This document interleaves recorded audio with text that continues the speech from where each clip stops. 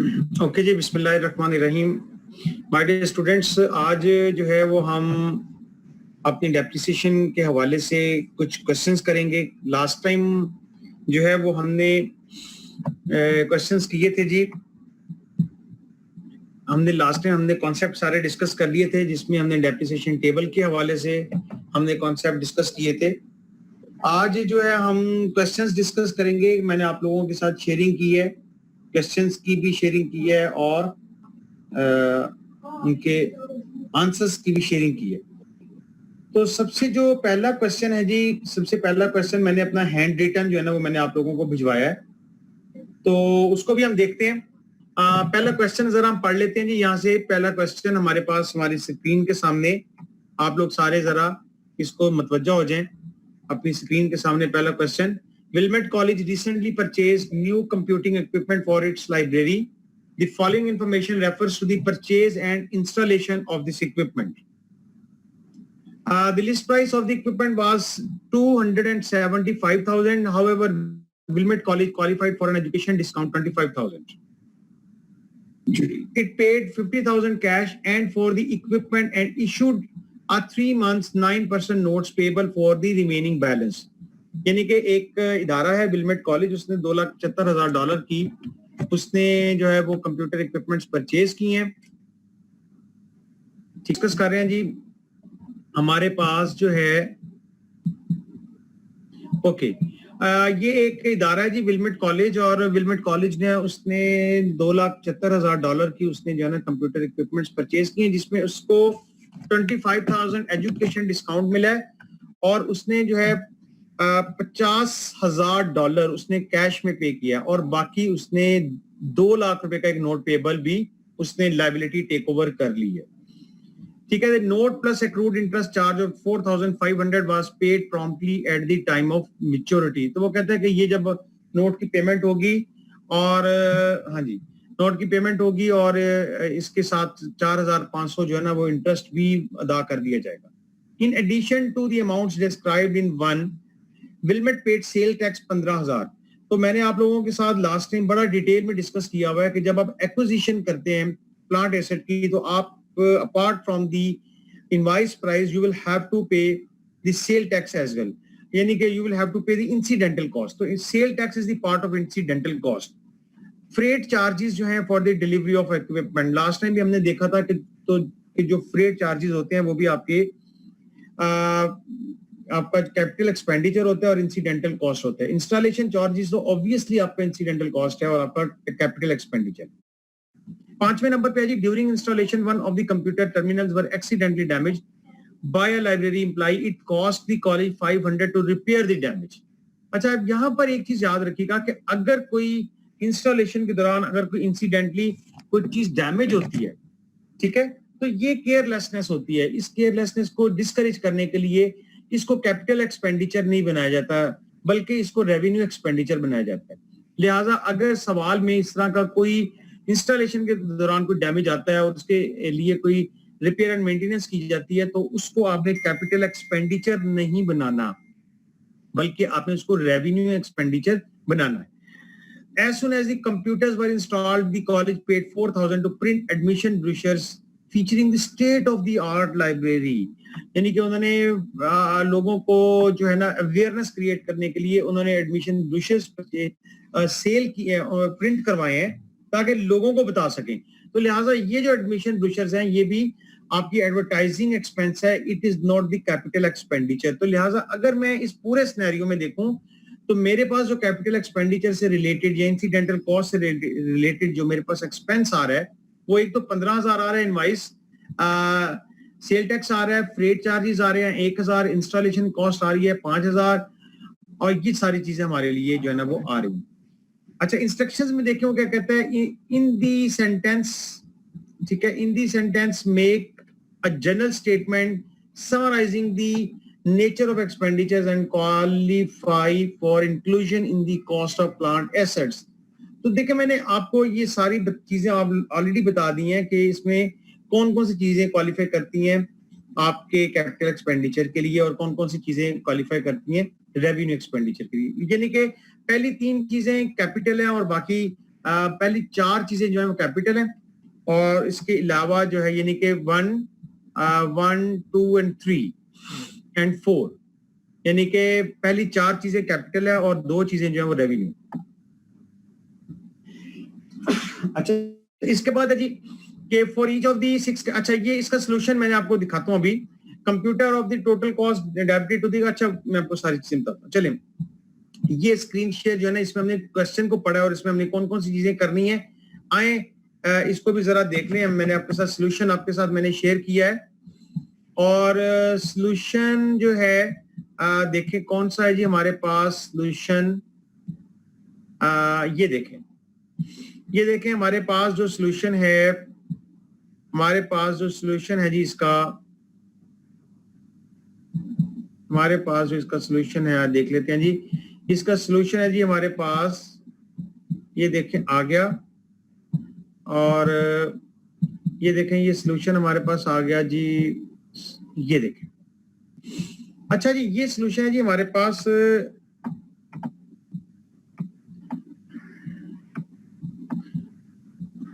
अच्छा Willamette college 9.1A Willamette college equipment cost, जरा cost अगर हम देखें तो इस पूरे सिनेरियो में जो कॉस्ट हमारे सामने आई वो थी जी 2,75,000, तो उसकी इनवाइस प्राइस है, उसमें से हमने एजुकेशन डिस्काउंट लेस कर दिया। ये जो एजुकेशन डिस्काउंट है बेसिकली ये आप लोग ये समझ लें कि ये जो एजुकेशन डिस्काउंट है बेसिकली ये आपका ट्रेड डिस्काउंट है।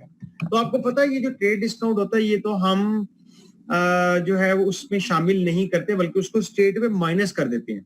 तो ये आपका ट्रेड डिस्काउंट था, ये आपने इसको माइनस कर दिया हुआ है। आपके पास रहेगा 2,50,000 प्लस इंसिडेंटल चार्जेस हम ऐड करेंगे, sale tax, freight, installation cost, तो ये $21,000 बन रही है। Total cost of the equipment हमारी बन गई है 2,71,000।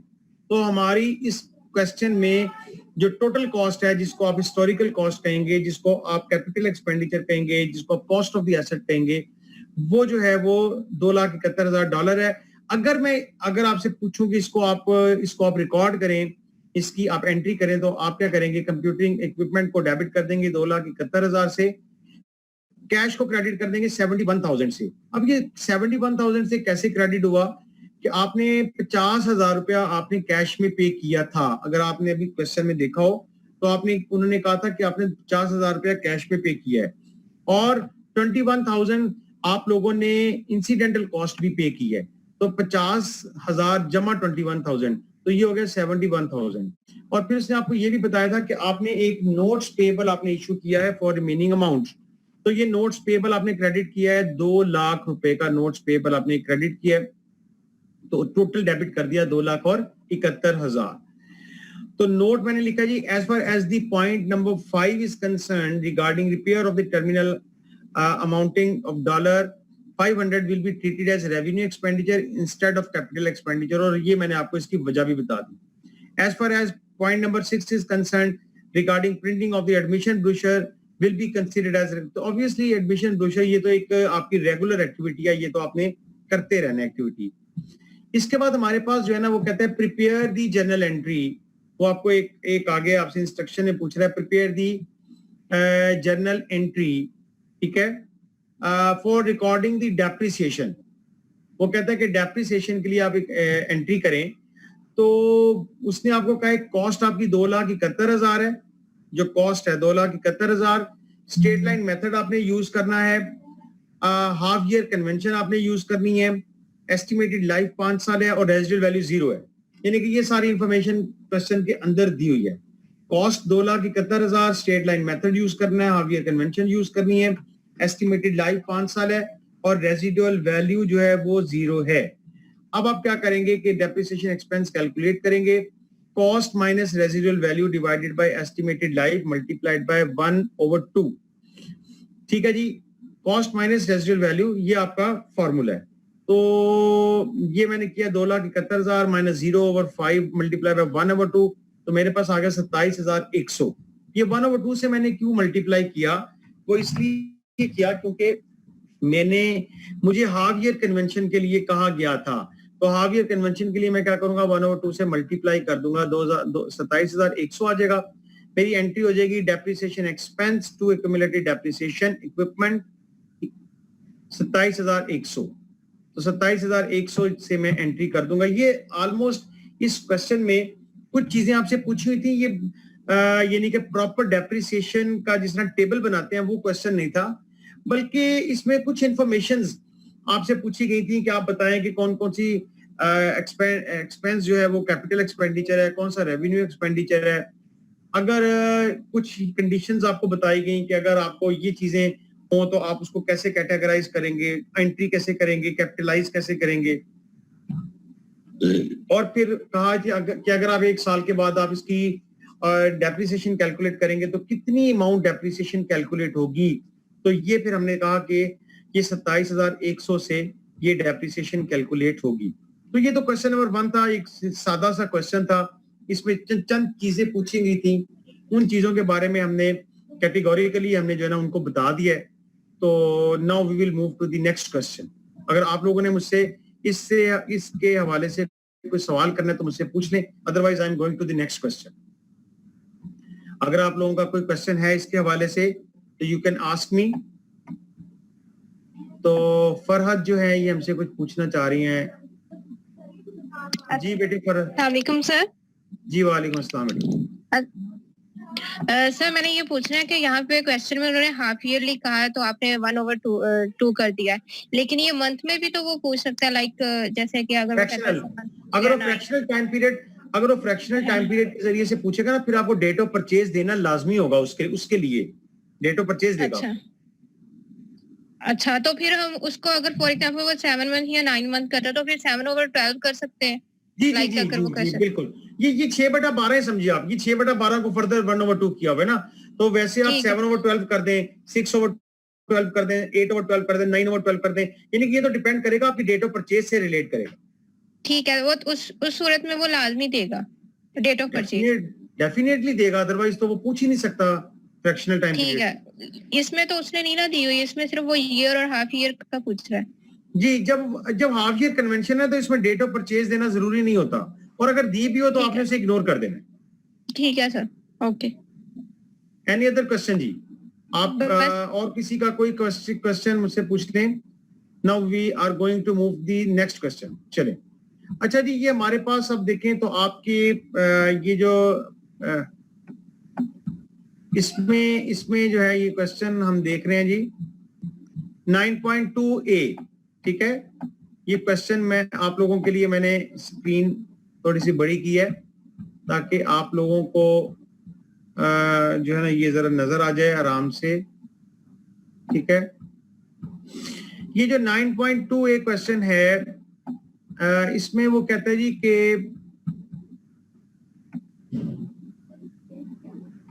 अच्छा जनाब,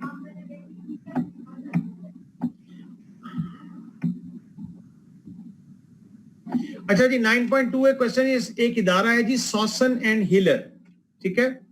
सॉसन and Hiller purchase a new machine on September 1, 2006। एक इदारा है, उसने सितंबर 1, 2006 को उसने एक मशीनरी परचेज की है एट द कॉस्ट ऑफ 1,08,000 $1,08,000 की उसने मशीनरी परचेज की है। The machine estimated useful life at the time of purchase was 5 years and its residual value was 8,000। तो ये जनाब अली उसने एक मशीन परचेज की है, उसकी कॉस्ट है $1,08,000 और जो है ना 5 साल उसकी एस्टिमेटेड लाइफ है, उसकी रेजिडुअल वैल्यू है 8,000। इंस्ट्रक्शंस वो आपको क्या दे रहे हैं? Prepare a complete depreciation schedule beginning with the calendar year 2006 under each of the method.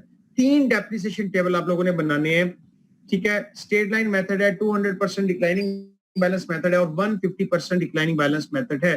ये सारे के सारे मेथड लास्ट टाइम मैंने आप लोगों को बड़ी अच्छी तरह मैंने समझाए हैं। आज हम उसको एक क्वेश्चन की सूरत में करेंगे और देखेंगे क्या रिजल्ट्स आए।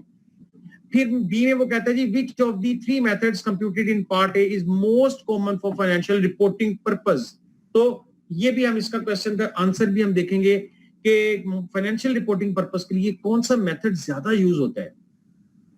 और तीसरे नंबर पे assume that Sawson and Hiller sells the machine on December 31, 2009 for 28,000 cash. वो कहते हैं कि Sawson and Hiller ने 31 दिसंबर 2009 को उसने अपनी मशीनरी बेच दी है ठीक है, कंप्यूट द रिजल्टिंग गेन और loss from the sale under each of the depreciation method used in part A. वो कहता है कि आपने हर एक डेप्रिसिएशन टेबल में आपने बताना है कि कौन कितना गेन हुआ है और कितना लॉस हुआ है। तो आज आपको ये जो सेक्शन नंबर 3 है, यहां से हम एक और स्टेप भी अकाउंटिंग का पढ़ेंगे जो कि अभी तक हमने नहीं पढ़ा, और उस स्टेप का नाम था sale of the plant asset. तो ये स्टेप भी आज इंशाल्लाह ताला हम ये सेक्शन नंबर सी को करके इसको स्टडी कर लेंगे। तो इस क्वेश्चन को जरा अच्छी तरह आपने समझना है। मैंने आप लोगों को इसका सॉल्यूशन मैनुअल जो है ना मैंने शेयर कर दिया है। मैं आपको अपने सॉल्यूशन मैनुअल से पढ़ाऊंगा, ठीक है। आप लोग अपने सॉल्यूशन मैनुअल में आप देख लीजिएगा। तो मैं आपके साथ स्क्रीन शेयर करने लगा हूं सॉल्यूशन मैनुअल की। ये देखें, मैंने आप लोगों के साथ सॉल्यूशन मैनुअल शेयर किया है, ठीक है। तो हमारे पास एक क्वेरी भी आ गई। क्वेरी पहले देख लेते हैं जी। रोल नंबर 53 क्या कौन है जी? Roll number 53। सर। जी वालेकुम अस्सलाम जी। जी बेटे बोले। अस्सलाम वालेकुम सर। जी जी वालेकुम अस्सलाम। जी बोले बेटा, क्या हो गया? रोल नंबर 53, आपकी आवाज नहीं आ रही। 150 डिक्लाइनिंग मेथड का जो सेकंड लास्ट ईयर में करना है उसकी कैलकुलेशन बता दें वो अभी बेटा अभी मैं आपको ये टेबल समझा रहा हूँ ना, तीनों टेबल समझा रहा हूँ आपको, वो आपके सारे सवालों का जवाब मिल जाएगा बेटा, ठीक है। चलें, अच्छा जी आए जी जरा, ये एक क्वेश्चन हमारे पास है जी। क्वेश्चन आप लोगों ने समझ लिया। एक इदारा है, उसने 1 लाख, जी जी, अच्छा एक इदारा है, उसने एक एसेट परचेज किया है और उस एसेट को वो कहते हैं जी कि 8,000 रुपया रेजिडुअल वैल्यू है। आपने सबसे इंपॉर्टेंट चीज जो ज़हन में रखनी है वो ये है कि आपने रेजिडुअल वैल्यू जो है वो आपने आपकी 8,000 आपकी डॉलर आनी चाहिए, ठीक है। 8,000 डॉलर आपकी रेजिडुअल वैल्यू आनी चाहिए, चाहे कोई भी मेथडोलॉजी हो, कोई भी टेबल हो। ये मैंने आप लोगों के साथ स्क्रीन शेयर की है प्रॉब्लम नंबर 9.2 ए की। अच्छा जी देखें, ये 2006 से हम स्टार्ट करेंगे। पहले साल चूंकि पहले उसने आपको बता दिया था कि ये आपका हाफ ईयर कन्वेंशन है, तो पहले साल हमने 1/2 से 100,000 मल्टीप्लाइड बाय 1/5 मल्टीप्लाई बाय 1/2, यानी कि ये 1 लाख कहां से आया? ये हमारा फॉर्मूला है cost minus residual value divided by estimated life. तो कॉस्ट इसकी 1,08,000 है माइनस 8,000, तो 1 लाख आ गया। ये 1 लाख वो है मल्टीप्लाइड बाय 1/5, यानी कि ये 5 साल से डिवाइड कर देना, मल्टीप्लाई बाय 1/2। ये 1/2 जो है हमारा हाफ ईयर कन्वेंशन है, ठीक है। ये क्वेश्चन के अंदर उसने बताया हुआ है, उसने पूछा हुआ है कि जनाब आपने ये तीनों जो टेबल्स हैं वो हाफ ईयर कन्वेंशन के साथ करने हैं। डेप्रिसिएशन एक्सपेंस पहले साल कैलकुलेट हो गया 10,000, दूसरे और एक्यूमुलेटेड डेप्रिसिएशन भी 10,000 है, और बुक वैल्यू आपकी आ गई 1,08,000 में से जब आप 10,000 माइनस करेंगे तो वो आ जाएगा 98,000। 2007 में आ जाए तो आपने चूंकि स्ट्रेट लाइन मेथड है तो आपकी computation will remain the same. दूसरे साल 20,000 डेप्रिसिएशन कैलकुलेट होगी, तीसरे साल भी 20,000 होगी, चौथे 5वें साल भी, और छठे साल जो कि छठा साल नहीं है। आप लोगों को मैंने पहले भी बताया था कि ये छठा साल नहीं है, ये आपका पहले साल, क्योंकि आपने 6 माह की है तो आपने छठे साल की 6 माह की करेंगे तो वो आपका पूरा 1 साल बन जाएगा। तो ये आपका जो है ना 2011 में जब आप गए तो आपने इसको दोबारा 10,000 आपने डेप्रिसिएशन एक्सपेंस आपने इस पे चार्ज किया। एक्यूमुलेटेड डेप्रिसिएशन इसकी होगी 100,000 और बुक वैल्यू बन गई 8,000। तो ये आपका स्ट्रेट लाइन मेथड से आपका बिल्कुल एक सिंपल एक टेबल आप लोगों को मैंने बुक से भी समझाया था, ये हमने एक क्वेश्चन की सूरत में भी किया है। बहुत आसान टेबल है, इसमें आई डोंट थिंक सो कि कोई मुश्किल है।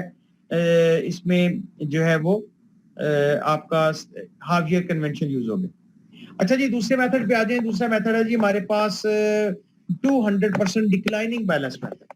लाइक हमने पहले भी ये कहा था जी कि आपने क्या करना है कि सबसे पहले रेट ऑफ डेप्रिसिएशन आपने निकाल लेना है, और वो जो रेट ऑफ डेप्रिसिएशन है वो आप नॉर्मल रेट ऑफ डेप्रिसिएशन कैसे निकालेंगे कि आप उसको करेंगे 1 over estimated life multiply by 100। तो इस क्वेश्चन के अंदर 5 साल है, तो आप क्या करेंगे 1 ओवर 5 मल्टीप्लाई बाय 100 करेंगे तो वो आ जाएगा 20%। तो 20% is your normal rate of depreciation, उसका 200% आप ले लेंगे, यानी कि 20 मल्टीप्लाइड बाय 200%, तो 40% आ जाएगा। आप देखें कि 200% डिक्लाइनिंग बैलेंस मेथड में आपका जो रेट ऑफ डेप्रिसिएशन है वो 40% आ रहा है।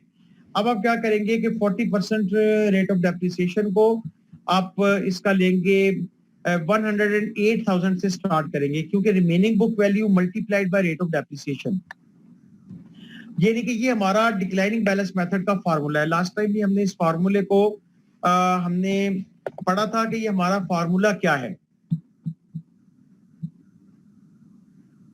अस्सलामुअलैकुम सर। जी जी वालेकुम सर ये काइंडली जो 40% आपने निकाला ये रिपीट कर दीजिए, किस तरह आया? अच्छा देखें यार, आपका नॉर्मल रेट ऑफ डेप्रिसिएशन कितना मुझे बताएं। लास्ट टाइम अगर आपने मेरी क्लास पढ़ी हो तो मैंने आपको कहा था कि normal rate of depreciation calculate करने का तरीका है 1 over estimated life multiplied by 100। तो इसकी एस्टिमेटेड लाइफ है 5 साल, तो 1 ओवर 5 मल्टीप्लाई बाय 100 करेंगे तो कितना आ गया 20%। 20% आ जाएगा। 20 का 200, ये नहीं कि ये 20% इज इक्वल टू 100%, इसका 200% लेंगे तो 40% आ जाएगा। इसका 200% क्यों लिया, क्या रीजन क्या है?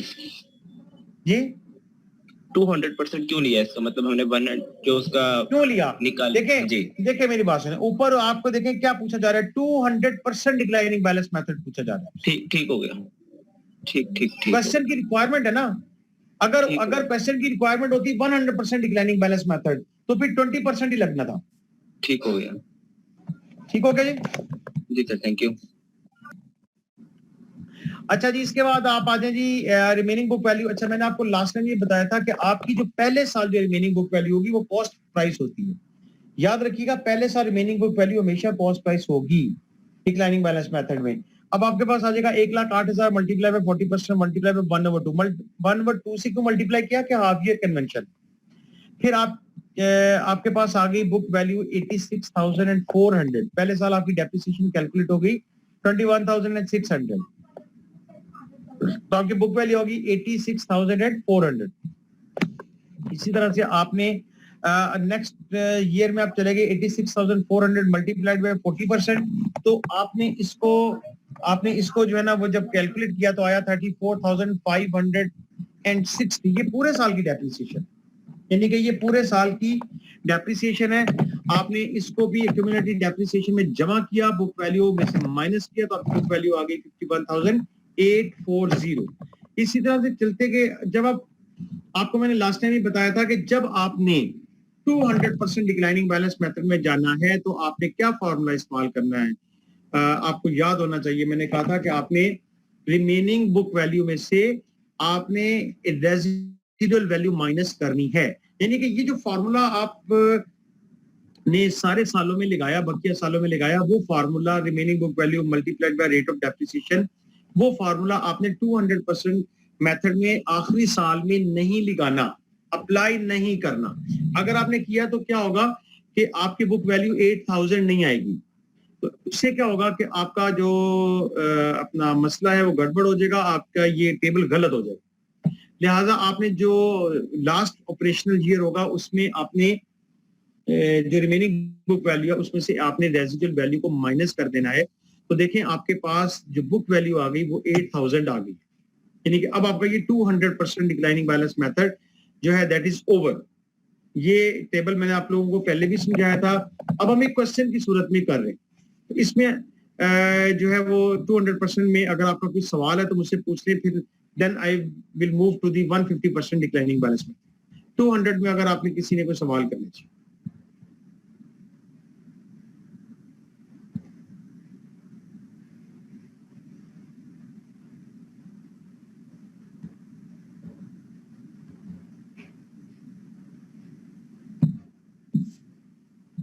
जी जनाब 48 roll number 48 roll number 48 connect नहीं हो रहे हैं जी हमारे से। ये आ जाए इधर। अस्सलाम वालेकुम सर। जी वालेकुम अस्सलाम। सर मेरा छोटा सवाल था सर, ये ना आपने ये तो समझ आ गया आपने कि कंप्यूटेशन जितनी भी की है वो भी पता लग गया कैसे हुई है, और डेप्रिसिएशन एक्सपेंस जो आपने बताया वो भी समझ आ गई है सर। लेकिन मुझे थोड़ा सा इसमें डेप्रिसिएशन और जो बुक वैल्यू है इसका थोड़ा बता देंगे? ये मैं क्या भूल क्या चुका क्या सवाल क्या है?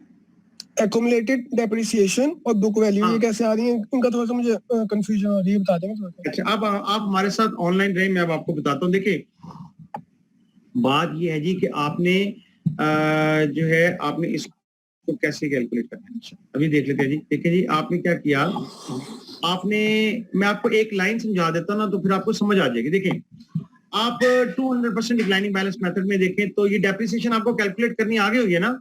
Yes sir. 21,600 आ गया। एक बात याद Yes, sir. रखिएगा कि पहले साल डेप्रिसिएशन एक्सपेंस और एक्यूमुलेटेड सेम होती है, ओके सर। ठीक है ना। 21,600 और 21,600। अच्छा देखिए, अब आपने बुक वैल्यू पे जाना है। बुक वैल्यू आपकी है 1,08,000, यानी कि आपके पास 1,08,000 ना बुक वैल्यू पहले साल। Yes sir. उसमें से माइनस करें 21,600 तो कितना आ गया? 86,400। ओके। ये आपको लाइन समझ आ गई? Yes sir. अच्छा, अब आपने क्या करना है, सेकंड 2007 में चले जाएं। 2007 की डेप्रिसिएशन एक्सपेंस कैलकुलेट होगी 34,560। अब Yes, sir. देखें, एक बात याद रखिएगा कि एक्यूमुलेटेड डेप्रिसिएशन जो होगी वो पिछले साल की डेप्रिसिएशन में इस साल की डेप्रिसिएशन प्लस हो जानी है। 21,600 में 34,560 को प्लस कर देना तो आपके पास आ जाएगी 56,160। ओके ओके ठीक हो गया। एक्यूमुलेट क्या होता है? एक्यूमुलेट में होता है कि एक्यूमुलेशन करना, लाइक आपके 2 सेमेस्टर का जो जीपीए होता है वो जब एक्यूमुलेट होता है तो वो सीजीपीए बन जाता है। सीजी पे यस सर, सीजी पे बनता हूँ। तो ये फिर एक्यूमुलेटेड डेप्रिसिएशन बन जाएगी, यानी कि ये पिछले सालों की डेप्रिसिएशन इसमें शामिल होती चली जाएगी। Okay okay okay sir. अच्छा, अब आपकी बुक वैल्यू देखें कैसे कैलकुलेट होगी। देखें, बुक वैल्यू कैलकुलेट करने के 2 तरीके होते हैं। एक तरीका तो ये होता है कि आप कॉस्ट में से उस साल की क्यूमुलेटिव डेप्रिसिएशन माइनस कर दें तो वो आपके पास बुक वैल्यू आ जाएगी। मिसाल के तौर पर आपके पास बुक वैल्यू है 1,08,000, आप उसकी क्यूमुलेटिव डेप्रिसिएशन 1,08,000 में से 56,160 माइनस कर दें तो आपकी बुक वैल्यू आ जाएगी। अच्छा, Okay, sir. दूसरा तरीका ये होता है कि आप उसकी जो करंट बुक वैल्यू होती है उसमें से डेप्रिसिएशन एक्सपेंस माइनस कर दें, तब भी बुक वैल्यू वही आ जाएगी। दोबारा बोलिएगा सर। मैंने कहा कि अगर आप करंट जो उसकी बुक वैल्यू होती है ना, देखें आप मेरी बात सुने कि आपकी बुक वैल्यू कितनी है? आपकी 1,08,000। Yes sir. 1,08,000 में आपने 56,160 माइनस किया तो कितना आ गया? 51,840। Yes sir. ये एक तरीका है। दूसरा तरीका ये होता है कि जो करंट बुक वैल्यू होती है ना, अब आपकी करंट बुक वैल्यू यहाँ पर कौन सी है? 86,400। 86,400 यस सर। उसमें से करंट ईयर की डेप्रिसिएशन माइनस कर दें तो वो बुक वैल्यू आ जाएगी। Okay okay okay okay sir. यानी कि 2 तरीके हैं, या तो आप कॉस्ट में से, कॉस्ट ऑफ द एसेट में से एक्यूमुलेटेड डेप्रिसिएशन माइनस कर दें, ठीक है, Yes, या आप करंट बुक वैल्यू में से डेप्रिसिएशन एक्सपेंस माइनस कर दें उस साल का, तो दोनों का आंसर सेम ही आएगा। Yes sir. ओके ठीक क्लियर। हो गया बेटे? यस सर क्लियर है। अच्छा जी, थैंक यू। ओके। अच्छा जी, आपके रोल नंबर, आपका रोल नंबर क्या है? 16 सर। 16। चलो, अच्छा जी, ये है जी हमारे पास रोल नंबर 4। अस्सलाम वालेकुम सर। वालेकुम अस्सलाम। सर ये डबल डिक्लाइनिंग तो मुझे क्लियर है, मुझे स्ट्रेट लाइन में सिर्फ एक चीज आपसे पूछनी थी। पूछे हैं। सर ये आपने मतलब कि ये जो कैलकुलेशन की हुई है लास्ट में जो फर्स्ट वाली जो है उसमें 98,000 कैसे आ रही है, मुझे जरा बताते हैं, जरा थोड़ा कंफ्यूजन हो रही है मुझे। देखिए यार, 98,000 कैसे आया भाई? एक आप मुझे ये बताएं कि आपकी बुक वैल्यू कितनी है, आपकी जो कॉस्ट प्राइस कितनी है? 1,08,000। 8,000, हाँ जी। 1,08,000 में से depreciation expense minus accumulated minus करेगा 10,000 तो 98,000 आ गया। अच्छा ठीक है। यानी कि आपने 1,08,000 से स्टार्ट ले लेना, आप ऊपर 1,08,000 लिखें। इन्होंने वैसे नहीं लिखा हो, आपको लिखना चाहिए। मैं वही कंफ्यूजन हो रही थी क्योंकि यहाँ पे 1 लाख लिखा हुआ था, उसके मुताबिक वो नहीं बन रहा था। हाँ, वो लिखना चाहिए वो, ताकि कंफ्यूजन नहीं होती। जी बस ये मैं कंफ्यूजन थी। ठीक है सर, बस ये था। Okay, role number 53। सर ये डिक्लाइनिंग मेथड में हमने 5 ईयर डेप्रिशिएट करना है, तो 6 मंथ्स हमने फर्स्ट ईयर में कर दिए हैं और बाकी 4 इयर्स, और 6 मंथ्स लास्ट में हमने नहीं किए, वो नहीं समझ में आया। देखिए आपने जो है ना जो डिक्लाइनिंग बैलेंस मेथड है ना, उसमें आपने हाफ ईयर कन्वेंशन आखिरी साल में नहीं लगानी। आपने डिक्लाइनिंग, देखिए उसमें पता क्यों नहीं लगानी, क्योंकि आपने उसमें से स्टेट वे 8,000 माइनस कर दिया, आपने अपनी बुक वैल्यू को 8,000 पे लेके आना है। अगर आप हाफ ईयर उसको हाफ ईयर कन्वेंशन में ले लेंगे तो वो फिर बुक वैल्यू डिस्टर्ब हो जाएगी। तो याद रखिएगा कि डिक्लाइनिंग बैलेंस मेथड में आपने बिल्कुल अच्छा सवाल किया है, वेरी गुड क्वेश्चन, आपने बिल्कुल सही आपने रिकॉग्नाइज किया है। तो अब आपने याद ये रखना है कि आपने हाफ ईयर कन्वेंशन आखिरी फाइनेंशियल ईयर में नहीं लगाना, नहीं अगर वो लगाया आपने तो बुक वैल्यू डिस्टर्ब हो जाएगी। ठीक है सर। आपने आपकी देखिए रेजिडुअल वैल्यू तो 8,000 आनी चाहिए ना। Yes sir. अगर आप को भी 1/2 कर देंगे तो वो तो गलत हो जाएगी आपकी रेजिडुअल वैल्यू, तो वो फिर क्या करेंगे आप? सर जैसे हमने स्टेट लाइन में ऊपर किया हुआ है कि 6 ईयर में जाके हाफ ईयर का वहां पे लगाया है। स्टेट लाइन में करना है। वो स्टेट लाइन में करने से आपकी जो है ना 50% आपकी डेप्रिसिएशन वहां पे स्कैटर हो रही है, तो आपकी बुक वैल्यू 8,000 आ रही है। और सर यहाँ पे सकता हूँ। जी जी बोले सर यहाँ पे लास्ट ईयर में जो 6 मंथ्स नहीं कर सकते हैं। नहीं, लास्ट ईयर में देखिए फॉर्मूला एक ही लगाना है ना। आपने 200% डिक्लाइनिंग बैलेंस मेथड में आपका फॉर्मूला एक ही रहेगा, remaining book value minus residual value, बस। अगर उन्हें हाफ ईयर कन्वेंशन भी यूज किया हुआ है, अगर उन्हें इवन फ्रैक्शनल भी यूज किया हुआ है, वो लास्ट ऑपरेशनल ईयर में नहीं लगेगा। देखिए डिक्लाइनिंग बैलेंस मेथड में हाफ ईयर या फ्रैक्शनल सिर्फ पहले ऑपरेशनल ईयर में लगेगा, आखिर में नहीं लगना। आखिर में ये फॉर्मूले लगने हैं जो हमने लगाए हैं। यस सर, क्लियर है। थैंक ये यू।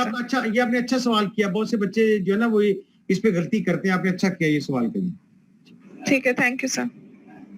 अच्छा जी, हमारे पास एक और कॉलर है जी, रोल नंबर 32। अस्सलाम वालेकुम सर। जी वालेकुम अस्सलाम। सर ये बुक वैल्यू 86,400 ये कैसे आई है? ये आपने तो बता दिया ना, ये 21,600 जो था ये तो सॉल्यूशन में आ रहा है उसको सॉल्व करने से कंप्यूटेशन को। और ये बुक वैल्यू कैसे आई है? ये 1 लाख इसमें से वैल्यू से माइनस करके इसको आई है वैल्यू। 1,08,000 आपकी देखिए कॉस्ट में से माइनस करेंगे ना, बुक आपकी बिल्कुल स्टार्ट में आपकी कॉस्ट कितनी है? 108,000। तो ऑब्वियसली जब आप उसमें से 21,600 माइनस करेंगे तो आपकी पहले साल बुक वैल्यू बन जाएगी 86,400। और उसी तरह फिर डिक्लाइनिंग बैलेंस मेथड में बुक वैल्यू कम होती चली जाएगी। तो सर ये ऊपर आपने जो लिया हुआ है 20,000 ये ऊपर वाली वैल्यू में, हाँ, सर ये हाँ। ऊपर वाला इसमें ये तीन साइड पे 20,000 क्यों आया? ये तीनों साइड पे इक्वल वैल्यू क्यों है ऊपर वाले में सर? हाँ ये वाली हाँ जी, ये नीचे आपने ये स्ट्रेट लाइन मेथड है ना। आप लोगों ने अगर मेरे लास्ट सेशन पढ़ा तो उसमें हमने यही कहा था, स्ट्रेट लाइन मेथड में और डिक्लाइनिंग बैलेंस मेथड में देखें फर्क क्या है कि इसका डेप्रिसिएशन एक्सपेंस सेम रहेगा, यानी कि 20,000 20,000 20,000 20,000 सेम रहेगा। इसका कम होता जाएगा। देखें पहले साल ये 6 माह है ना, इसलिए आपको थोड़ा सा ये कम लग रहा है। देखें 34,000 20,000 12,000 7,000 3,000 ये कम हो रहा है डिक्लाइनिंग में। ठीक है ना, डिक्लाइनिंग में देखें कम हो रहा है, लेकिन स्ट्रेट लाइन में बराबर रह रहा है। वो तो फॉर्मूला है ना। जी सर। स्ट्रेट लाइन का मतलब यही है कि आपकी डेप्रिसिएशन एक्सपेंस जो है वो बराबर रहेगा। ठीक हो गया बेटा? जी जी, thank you sir, thank you. Okay. अच्छा जी, एक और क्वेश्चन है जी हमारे पास।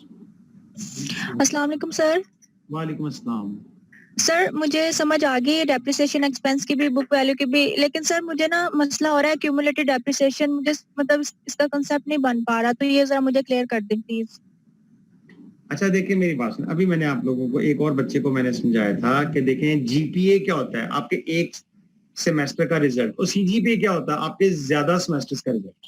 जी सर। ये बिल्कुल वही कॉन्सेप्ट है कि डेप्रिसिएशन एक्सपेंस 1 साल का होता है और एक्यूमुलेटिव डेप्रिसिएशन मल्टीपल ईयर्स का होता है। ठीक है? आपका जब डेप्रिसिएशन एक्सपेंस है ना, देखें पहले साल का मैं 200% डिक्लाइनिंग बैलेंस मेथड में देखें पहले साल आपका डेप्रिसिएशन एक्सपेंस कितना है? 21,600, और पहले साल का एक्यूमुलेटेड भी 21,600 ही रहेगा। ये वो गलती से हो गया था, चलिए। जी सर, कोई बात नहीं, हो जाता है। अच्छा जी, ये हो गया जी रोल नंबर 39 जी बेटे। जी सर, आपसे क्वेश्चन किया था तो वो मीटिंग एंड हो गई थी अच्छा ठीक है। अक्यूमुलेटेड डेप्रिसिएशन के बारे में, वो अच्छा जरा ठीक, क्लियर कर दें। Thank okay. You sir. अच्छा जी, देखें अब आप ऑनलाइन रहे, देखें हम आपको बताते हैं जी। एक्यूमुलेटेड डेप्रिसिएशन बता रहा था आपको कि ये आपको स्क्रीन शेयर में ये नजर आ रहा है ना, ये सारा टेबल है बेटा, ये आपको टेबल नजर आ रहा है? जी सर, आ रहा है नजर। अच्छा ठीक है। अब आप ये देखें कि डेप्रिसिएशन एक्सपेंस होता है 1 साल की डेप्रिसिएशन। जब आप उसको पिछले सालों की डेप्रिसिएशन में जब आप जमा करेंगे तो वो आपकी एक्यूमुलेटेड डेप्रिसिएशन बन जाएगी। ठीक है? ठीक है। अब देखिए टेबल में 2 चीजें होती है ना, एक डेप्रिसिएशन एक्सपेंस और एक एक्यूमुलेटेड डेप्रिसिएशन। पहले साल डेप्रिसिएशन एक्सपेंस आई 21,600। देखिए पहले साल डेप्रिसिएशन एक्सपेंस और accumulated depreciation will remain the same.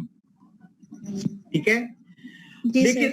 लेकिन आइंदा आने वाले सालों में क्या होता है, जो एक्यूमुलेटेड डेप्रिसिएशन होती है ये एक्यूमुलेट होती रहती है, ये पिछले साल की डेप्रिसिएशन में नए साल की डेप्रिसिएशन ऐड होती रहती है। ठीक है? और जो आपकी एक्यूमुलेटेड डेप्रिसिएशन होती है वो आपकी कॉस्ट प्राइस है, जब कॉस्ट वैल्यू से माइनस होती है तो वो आपका बुक वैल्यू बनती चली जाती है। ठीक है? ठीक है। आपकी बुक वैल्यू है 1,08,000। जब आपने उसमें से 21,600 माइनस किया तो आ गया 86,400। जब आपने 1,08,000 में से 56,160 माइनस किया तो आ गया 51,840। 1,08,000 में से जब 76,890 माइनस किया तो आ गया 31,104। ठीक है सर, समझ आ गई। समझ आ गई ना आपको? जी सर, थैंक यू सर। चलें ठीक है जी। चलें जी, now coming to the next table, वो है जी हमारा 150% डिक्लाइनिंग बैलेंस मेथड। अच्छा जी, 150% डिक्लाइनिंग बैलेंस मेथड में सबसे पहली बात तो ये है कि आपने अपनी जो नॉर्मल रेट ऑफ डेप्रिसिएशन को आपने 150% पे लेके आना है। नॉर्मल रेट ऑफ डेप्रिसिएशन है आपका इस क्वेश्चन में 20%। अब 20% को आपने जब उसका 150% लेंगे तो वो कितना बन जाएगा? वो आपका बन जाएगा 30%, यानी कि 20% मल्टीप्लाइड बाय 150% तो आपका बन जाएगा 30%। आप करेंगे 1,08,000 का जब 30% आप लेंगे तो पहले साल आपने 1/2 करना है, पहले साल 1/2 करना है, हाफ ईयर कन्वेंशन है, तो आपका डेप्रिसिएशन टेबल बनता जाएगा। अच्छा, अब 150% डिक्लाइनिंग बैलेंस मेथड में आपको मैंने लास्ट टाइम भी ये बताया था कि सेकंड लास्ट ऑपरेशनल ईयर में आपने क्या करना है कि आपने फॉर्मूला लगाना है। ये सेकंड लास्ट ऑपरेशनल ईयर है 2010। आपने फॉर्मूला लगाना है remaining book value minus residual value divided by 2। ये मैंने आपको जब आप किताब में से मैंने आपको ये पूरा टेबल समझाया था तो मैंने वहां पर आपको ये बताया था कि आपने ये फॉर्मूला लगाना है। तो आपके पास डेप्रिसिएशन एक्सपेंस आ गया, एक्यूमुलेटेड डेप्रिसिएशन बुक वैल्यू आ गई, और लास्ट फाइनेंशियल ईयर में आपका फॉर्मूला रहेगा remaining book value minus residual value, तो वो आपके पास 8,000 देखें बुक वैल्यू आ गई। तो 150% और 200% डिक्लाइनिंग बैलेंस मेथड में जो बुनियादी फर्क है वो ये है कि वहां पर आखिरी साल फार्मूला चेंज होगा, यहां पर आपने सेकंड लास्ट ईयर में फार्मूले को चेंज करना है। और फार्मूला आप लोगों को मैंने पहले बता दिया कि जो सेकंड लास्ट फाइनेंशियल ईयर है उसमें आपका फार्मूला है remaining book value minus residual value divided by 2, और आखिरी साल में लगेगा remaining book value minus residual value. तो ये आपका ये टेबल बन गया। अच्छा, ये टेबल अब आप लोगों के, क्योंकि पहले भी आप लोग इसको अंडरस्टैंड कर चुके हैं, आज आपने बड़ी डिटेल से मुझसे क्वेश्चंस भी किए। अब हम आगे चलते हैं जी। टेबल्स तो बन गए, अब वो नेक्स्ट चीजें आप लोगों से कुछ पूछ रहा है। अब वो क्या पूछ रहा है मैं आप लोगों से पहले बता दूं कि उसने आपसे क्या पूछा है। देखें प्रॉब्लम नंबर 2 में एक तो उसने कहा था जी टेबल बनाएं, टेबल हमने बना दिए। अब वो कहता है जी कि which of the 3 methods computed in part A is most common for financial reporting purpose। तो वो कहता है फाइनेंशियल रिपोर्टिंग पर्पस के लिए सबसे इंपॉर्टेंट क्या है। तो देखें ये आपका बी में आंसर लिखा हुआ है, Sosan and Hiller will probably use the straight line method for financial reporting purpose as this method results in the least amount of the depreciation expense in the early years of the asset's useful life। तो याद रखिएगा कि आपसे अगर इस हवाले से कोई क्वेश्चन पूछा जाए तो आपका जवाब ये होना चाहिए कि आपने आपका जो जो आपका स्ट्रेट लाइन मेथड है वो फाइनेंशियल रिपोर्टिंग पर्पस के लिए होता है, और जो आपका डिक्लाइनिंग बैलेंस मेथड होता है वो आपकी इनकम टैक्स रिटर्न के लिए आप यूज करते हैं, आप इनकम टैक्स रिटर्न के लिए यूज करते हैं। ठीक है, ठीक है जी, आप उसको यूज करते हैं इनकम टैक्स रिटर्न के लिए। तो लिहाजा ये भी जो है ये आपका जो है ना वो ओके हो गया। अच्छा जी, अब वो सी सेक्शन में आपसे पूछता है जी, आपका जो सी सेक्शन है वो आपसे ये पूछ रहा है कि आप ये बताएं, अब वो सी सेक्शन जो वो क्या है, वो बेसिकली आपका है जी assume that Sawson and Hiller sells the machine on December 31, 2009. Assume that Sawson and Hiller sells the machine on December 31, 2009 for 28,000 cash. Compute the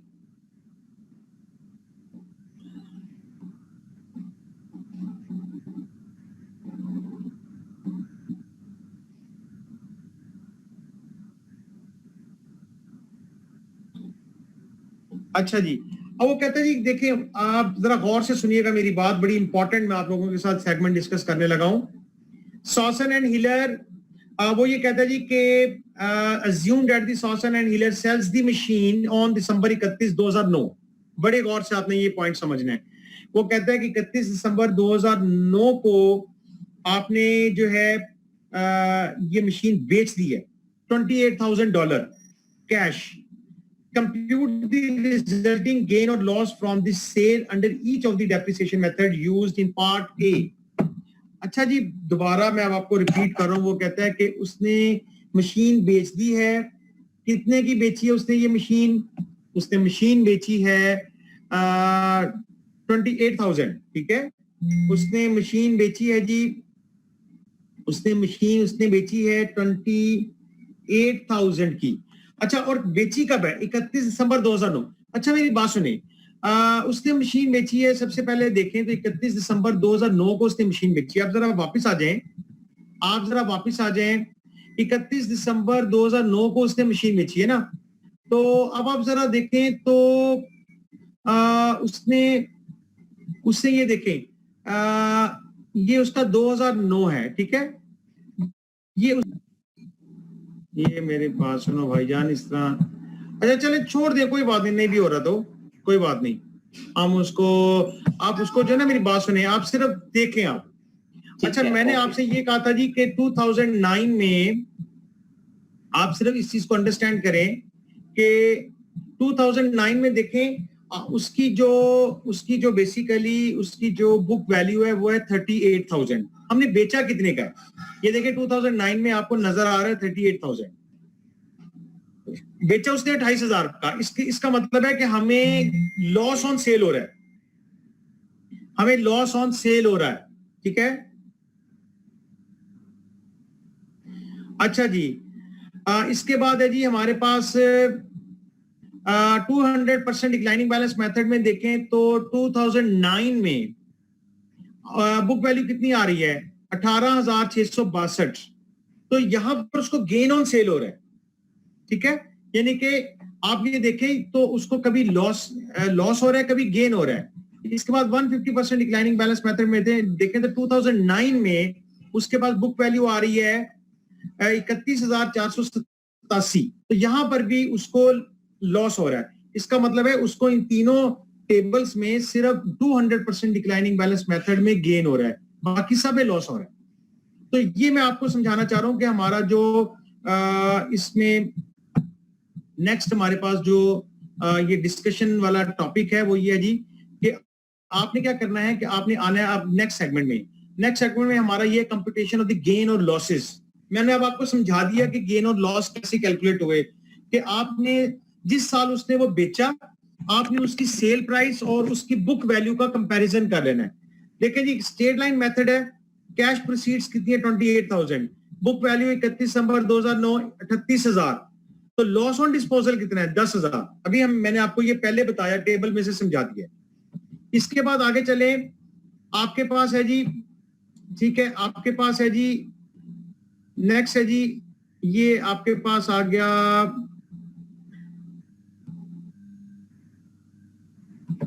ठीक है। अच्छा, ये आपके पास आ गया जी बुक वैल्यू, हमारे पास आ गई 200% डिक्लाइनिंग बैलेंस मेथड में। कैश प्रोसीड्स कितने, 28,000। बुक वैल्यू 31/12/2009 कितनी है, 18,662। तो ये कितना गेन ऑन डिस्पोजल, 9,338। अभी मैंने आपको समझाया कि 200% में आपको गेन हो रहा है, ठीक है। आपने गेन और लॉस का कैसे कंपैरिजन करना है, उस साल की बुक वैल्यू और जो आपकी सेल प्राइस है उसका कंपैरिजन कर लेना है। 150% डिक्लाइनिंग बैलेंस मेथड में देखें तो क्या हो रहा है, कैश प्रोसीड्स कितनी है 28,000, बुक वैल्यू कितनी है 31,487। तो क्या हो रहा है, आपको लॉस हो रहा है, गेन आपको यहां पर भी लॉस हो रहा है। तो लिहाजा अब देखें, ये बेसिकली जो है ये आपका ये गेन और लॉस का आपका मैंने आपको समझा दिया। द रिपोर्टेड गेन और loss on the sale of the asset has no direct cash effects. The only direct cash effect associated with the sale of this machine is 28,000 received by the Sasson and Hiller from the sale of machine. अच्छा जी, अच्छा ये यहाँ पर उन्होंने जो है ना, चलें यहाँ तक मैंने आप लोगों को समझा दिया जी कि आपने गेन और लॉस आप लोगों ने कैसे कैलकुलेट करना है। ये तो बहुत आसान था, इतना मुश्किल भी नहीं है। अच्छा, अब आप लोगों के साथ कल का जो मेरा सेशन होगा उसमें मैंने आप लोगों के साथ क्वेश्चन नंबर 9.3 आप लोगों का होमवर्क है जी। क्वेश्चन नंबर 9.3 ये जो मैं आप लोगों को दिखा रहा हूं स्मार्ट हार्डवेयर, ये आप लोगों का होमवर्क है, ठीक है। आप लोग इसको खुद करेंगे। मैंने आपको इसका सोल्यूशन भी दिया है, मैंने आपको इसका जो है ना वो बुक से क्वेश्चन भी मैंने आपको दिया है और इसका सोल्यूशन भी दिया है। आप इसके टेबल्स देखें, टेबल बने हुए हैं, टेबल बिल्कुल वैसे बने हैं जैसे मैंने आप लोगों को करवाए हैं। और ये आप लोगों ने ये क्वेश्चन करना है, क्वेश्चन नंबर 9 ये आपका होमवर्क है जी 9.2a। ये मैं आपको कल आखिरी क्वेश्चन करवाऊंगा इस जो है ना आपका इस चैप्टर का 9.3। तो कल इंशाल्लाह ताला हमारा ये जो कोर्स भी मुकम्मल हो जाएगा और ये कल हमारे लास्ट सेगमेंट के साथ हमारा ये डेप्रिसिएशन का टॉपिक भी मुकम्मल हो जाएगा, ठीक है। तो आप लोगों ने क्या करना है कि अब घर में बैठ के आपने क्वेश्चन नंबर 9.2a जो है वो आप लोगों ने करना है, ठीक है। इसके रेप्लिका क्वेश्चन बी पार्ट्स भी मैंने आप लोगों को दिए हैं। आप बी पार्ट्स को भी करना चाहें तो खुद करें, मैंने आप लोगों को उसके क्वेश्चन भी दे दिए, आंसर भी दे दिए। लेकिन कल इंशाल्लाह ताला जो है वो मैं आप लोगों को अगर कोई प्रॉब्लम हुई 9.2a में तो वो डिस्कस कर लेंगे, अदरवाइज मैं आपको 9.2a समझाऊंगा। और 9.2a जो था जो 3a आप लोगों ने करना, 9.2a जो है वो उसमें एक पॉइंट रह गया, वो मैं इंशाल्लाह आपको वो भी कल बताऊंगा, वो कल पढ़ाऊंगा। और आप लोगों ने मुझसे कोई क्वेश्चन करना तो कर लें, एनी क्वेश्चन। ये आपके टेबल सारे क्लियर हैं। 9.3a आप लोग खुद करें, ठीक है। और 9.3a क्वेश्चन जो है वो आप लोग खुद करें, इसको अंडरस्टैंड करें, समझें चीजों को। कल इंशाल्लाह हमारी लास्ट क्लास होगी जी। सर जी वो 150% वाले वहां पे मेरी मीटिंग डिस्कनेक्ट हो गई थी। तो सर उसमें जो सेकंड लास्ट ईयर और लास्ट ईयर में जो कैलकुलेशन है उसकी रीजन क्या है मुझे समझ में नहीं आ रही। देखिए मेरी बात सुने, मैंने पहले भी बताया कि उसमें आपने सेकंड लास्ट ईयर में फार्मूला इसलिए चेंज करना है कि अगर आप लास्ट ईयर में ही सिर्फ फार्मूला चेंज करेंगी तो आपकी जो लास्ट ईयर की जो डेप्रिसिएशन एक्सपेंस होगा ना वो पिछले साल से इंक्रीज कर जाएगा। हालांकि डिक्लाइनिंग बैलेंस मेथड में ऐसा नहीं होना चाहिए, वो प्रिंसिपली गलत हो जाएगा। उसको उधर से ठीक करने के लिए हम क्या करते हैं कि हम सेकंड लास्ट ईयर में हम स्ट्रेट लाइन मेथड पे शिफ्ट हो जाते हैं। आप ये देखें तो नीचे स्टेरिक डाल के लिखा हुआ है state shift to straight line method. Yes sir. तो वो जो आप जो पूछ रही है ना कि लॉजिकल रीजनिंग, तो मैंने अब आपको लॉजिकल रीजनिंग भी बता दी है कि अगर हम ऐसा करेंगे तो हमारे लिए बड़ी प्रॉब्लम हो जाएगी। क्लियर है sir, thank you sir. Okay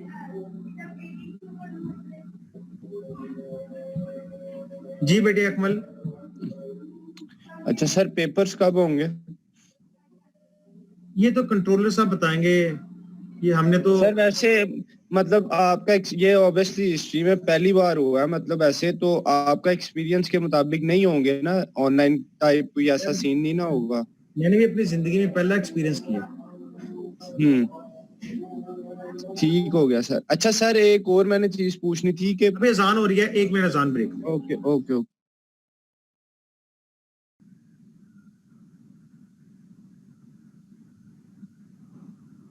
हम 150% डिक्लाइनिंग मेथड पे जाते हैं और हमने एंड के ईयर में दोबारा से स्ट्रेट लाइन मेथड पे ही आना है, तो हम स्टार्ट में ही उसको स्ट्रेट लाइन मेथड पे क्यों नहीं यूज करते और 200 डिक्लाइनिंग मेथड पे क्यों नहीं जाते?